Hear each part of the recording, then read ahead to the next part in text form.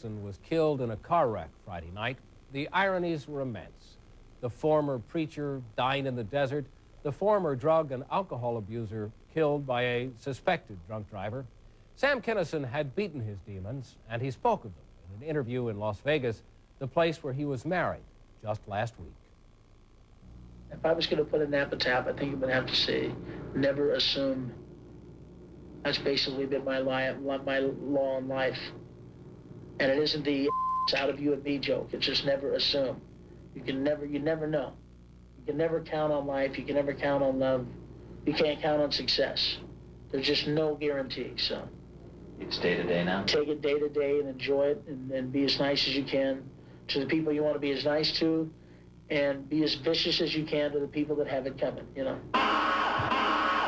For 7 years, that's all I did, was preach and read the Bible and talk about God. And so it's kind of hard to divorce yourself from that reality. And it's not really a reality I want to divorce myself from. I enjoy a spiritual peace. Woo!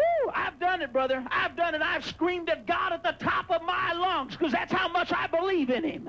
Amen. That's how personal I feel like my relationship is. If I can't be myself with the Father, then I'm going to stop preaching this gospel. Those days were fun. They were probably the best days of my life. It was the purest I've ever been. It was the most sincere I've ever been. And it was where I became friends with God. We talked quite regularly.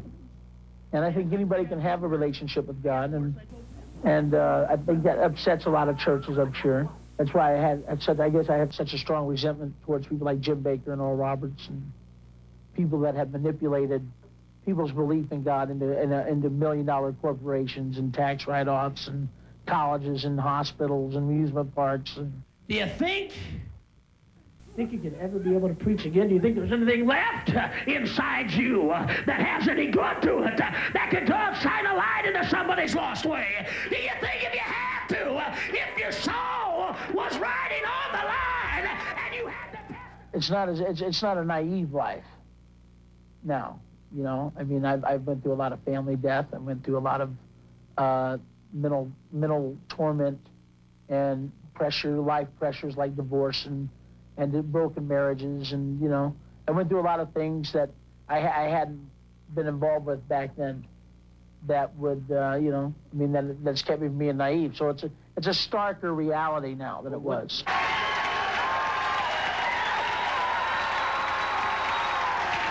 His heroes in general, Kennedy. I'm a big Kennedy fan. I just think that he was a type of Christ for America. He was a type of Christ in the sense that he challenged people to be more than what they could be, you know? I don't know if being a druggie or drunk had a lot to do with my wit or my ability to perform. I mean, generally, I like to perform straight. I like to perform without any influences.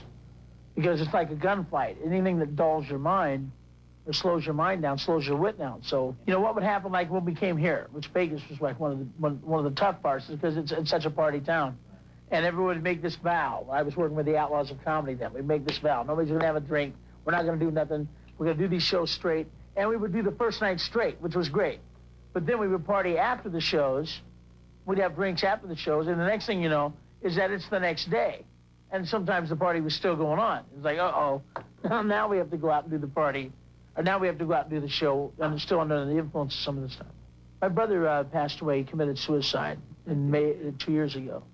And it escalated a lot of my alcoholism and drug use to basically deaden all of those feelings and all those questions that I wasn't ready to deal with yet. I probably, if I had saw other people doing the amounts that I was doing, I probably would have been worried for them. But because it was me, you know, it didn't seem to bother me as much, you know. You know, I mean, it's something I don't need anymore. And especially with cocaine. It's nothing I want to mess around with anymore. It's illegal. I see people going to jail. I don't want to go to jail. I don't want to have heart trouble. I'm 36. I don't have any kids. There's a lot about life I don't know about yet that I want to stick around and find out and live. And cocaine, there's two alternatives to it. You're either going to die or you're going to go to jail. You know, I probably disappointed some people by not being found in a hotel somewhere, passed out and OD'd. With two 16-year-old girls going, we tried to stop him. He just wouldn't quit. He was just out of control, you know. I disappointed probably some of those people, because I think a lot of people had me slated for that kind of end. And maybe I was headed towards that way. I don't know. But I know that I changed my life and I detoured it. And if anybody's upset that I'm not partying and that I'm not putting drugs in my system, then I don't really have an answer for them except to say that, you know, I'm sorry that's the only way that they would be entertained by me. Sam Kinison's best friend was in the car behind him when the accident occurred. He says he held Kinison's head in his hands as the comedian said he didn't want to die. Then he says Kinison paused as if listening to a voice no one else could hear. The voice apparently gave him the right answer because Kinison relaxed and said, "Okay, okay," and then he died.